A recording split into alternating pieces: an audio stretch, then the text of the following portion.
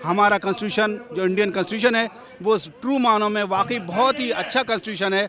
आप उसकी लेटर और स्पिरिट को देखें, लेकिन वो हमें ग्राउंड पे जिस तरह से उसका इम्प्लीमेंटेशन होना चाहिए वो नज़र नहीं आ रहा, जिसका अफसोस है। मूल अंतर है कि जो खासकर आदिवासी इलाकों में जो ईसाइयों के ऊपर में जो हमला चल रहा है, आज जो दिल्ली के अंदर जो क्रिश्चियन लोग एक जगह इकट्ठे हुए हैं, पूरे भारत देश से आए हैं, जो वो क्यों आए हैं? वो इसलिए आए हैं क्योंकि हमारे क्रिश्चियन लोगों को बहुत सताया जा रहा है। नमस्कार, न्यूज़ क्लिक का स्वागत है। अभी हम मौजूद हैं दिल्ली के जंतर मंतर पर, जहां पर देश भर से जो क्रिश्चियन समुदाय के लोग हैं वो पहुंचे हुए हैं, जो कि पिछले कुछ सालों के अंदर खास तौर पे जिस तरीके से एक ऑर्गेनाइज तरीके से क्रिश्चियन कम्युनिटीज़ को टारगेट किया जा रहा है, उनके चर्चेज पर जिस तरह से हमले बढ़े हैं, खासकर छत्तीसगढ़, झारखंड, ऐसे आदिवासी इलाके जहाँ पर बड़ी संख्या में जो आदिवासी थे वो जिन्होंने क्रिश्चियन धर्म अपनाया है, और उसके बाद से इनको एक तरीके के ब्रांड करने की कोशिश, धर्मांतरण कराने के आरोपी के तौर पर दिखाया जा रहा है। और जो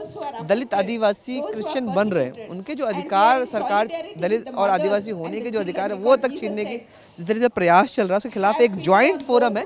कई सारे संगठन जो ईसाइयों के बीच में काम करते हैं, क्रिश्चियन कम्युनिटी के, वो सारे जुटे हैं और इन्होंने नेशनल क्रिश्चियन कन्वेंशन का आयोजन किया है, जहाँ से वो लोग अपनी बात सरकार को कहने आए हैं किस तरीके से पिछले कुछ सालों के अंदर उन पर अटैक बढ़े हैं। और इस स्टेज पे उन्होंने लिखा है जो 4,959 अटैक्स उन पर हुए हैं, लेकिन जो पुलिस ने FIR लिखी उसमें सिर्फ 39 FIR लिखी है। इसके अलावा जो इनका कहना है जो लाखों की लाख आबादी जो है इस समुदाय से है, लेकिन सरकार और वर्तमान की सरकार खास तौर पर उसको मानने वाले लोग जो हैं वो एक विशेष विचारधारा के तहत उन पर लगातार ऑर्गेनाइज तरीके से क्राइम, उनके खिलाफ एक तरीके से हमले बढ़ाए गए हैं और उनकी रक्षा करने वाला कोई नहीं है, और इसलिए यहाँ जुटे हैं, अपनी आवाज़ बुलंद कर रहे हैं। इसमें पंजाब, छत्तीसगढ़, आंध्रा, साउथ के कई स्टेट से, अलग अलग जगह से लोग जुटे हैं और अपनी बात कह रहे हैं। आइए इनसे सुनते हैं। अब देखिए अभी छत्तीसगढ़ में जो चल रहा है वो जो क्रिश्चियंस के ऊपर में जो अटैक चल रहा है वो दो प्रकार के अटैक्स हैं। एक तो अर्बन स्पेसेस में एक अटैक चल रहा है और एक जो है रूरल एरियाज में चल रहा है, लेकिन कॉमन बात जो है दोनों में RSS का इन्वॉल्वमेंट बहुत ज़बरदस्त है। और गांव में जो अटैक चल रहा है उसमें भी RSS बहुत इन्वॉल्व है। और दोनों में उन्होंने जो फ्रंट ऑर्गेनाइजेशन है, बजरंग दल और दुर्गा वाहिनी, विश्व हिंदू परिषद, इसको सामने में रखते हैं।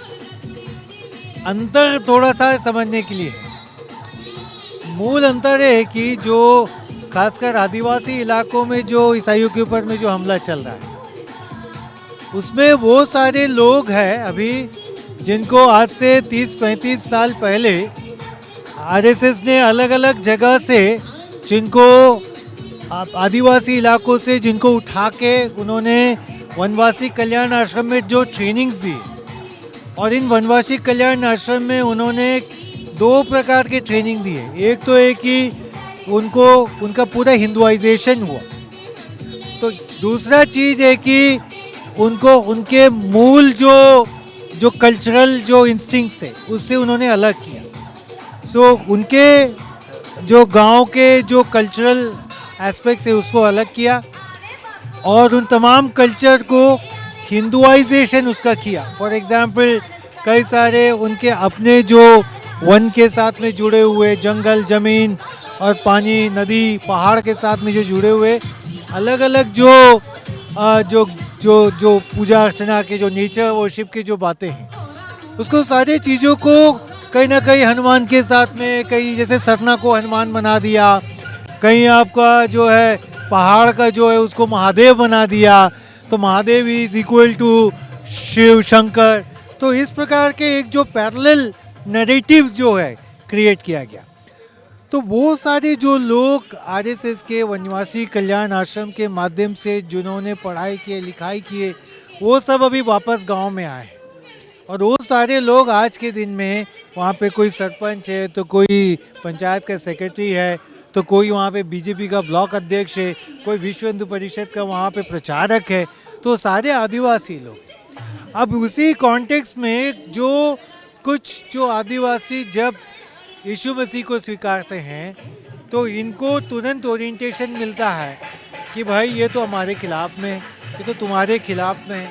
तो आदिवासी इज इक्वल टू हिंदू और Christian is against Hindu, is equal to opposite by Hindu. तो ये वजह है कि आदिवासी इलाकों में ईसाइयों के खिलाफ में बहुत ज़्यादा जो नफ़रत की जो आंधी आज फैली बढ़ रही है, उसका एक बेसिक कारण ये है कि इस प्रकार का एक 30-35 साल का 1980 से लेके या 1970 के अंत से लेके एक लगातार जिस रीति का ट्रेनिंग चला है, उसका एक फल है कि आज आदिवासी इलाके में ये आज जो दिल्ली के अंदर जो क्रिश्चियन लोग एक जगह इकट्ठे हुए हैं, पूरे भारत देश से आए हैं, जो वो क्यों आए हैं? वो इसलिए आए हैं क्योंकि हमारे क्रिश्चियन लोगों को बहुत सताया जा रहा है, बहुत सताया जा रहा है, हर कदम पे सताया जा रहा है, मानसिक तौर पे सताया जा रहा है, आर्थिक आधार पे सताया जा रहा है, सोशल बाइकआउट किए जा रहे हैं हमारे।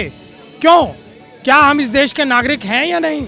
मैंने ऑलरेडी कह दिया है कि कास्ट तो आपके पैदाइश से आता है, फेथ जो है हमें बदल सकते हैं, वो हमारा हक है।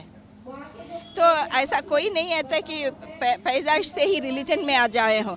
देर are courts judgements in courts which say that child has no religion, जैसे खास करके when there is adoption, there are adoption cases, तो the child has no religion, we can not say that it is such and such a religion, that is what the court से।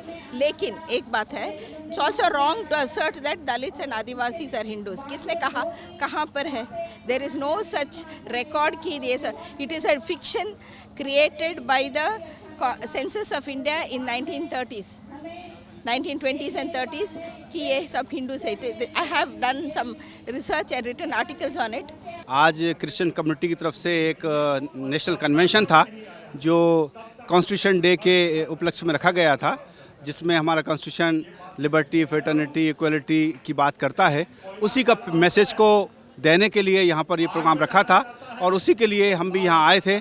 और हम भी ये चाहते हैं कि सारे हमारे देश में एक अमन हो, भाईचारा हो, हम सब मिलकर रहें, जो कुछ भी जिसकी राइट्स हैं वो सारे राइट्स मिलें, जो जिसकी ड्यूटी है वो ड्यूटी भी अपनी अंजाम दे। हम सब मिलकर इस नेशन बिल्डिंग में एक कंस्ट्रक्टिव रोल प्ले करें और एक भाईचारा, और सचमुच में भाईचारा जिसको हम हिंदू, मुस्लिम, सिख, ईसाई आपस में भाई भाई की बात करते हैं, अनेकता में एकता, भारत की विशेषता की जो बात करते हैं, वो ट्रू सेंस में हमें चलता फिरता रोड पर नज़र आना चाहिए।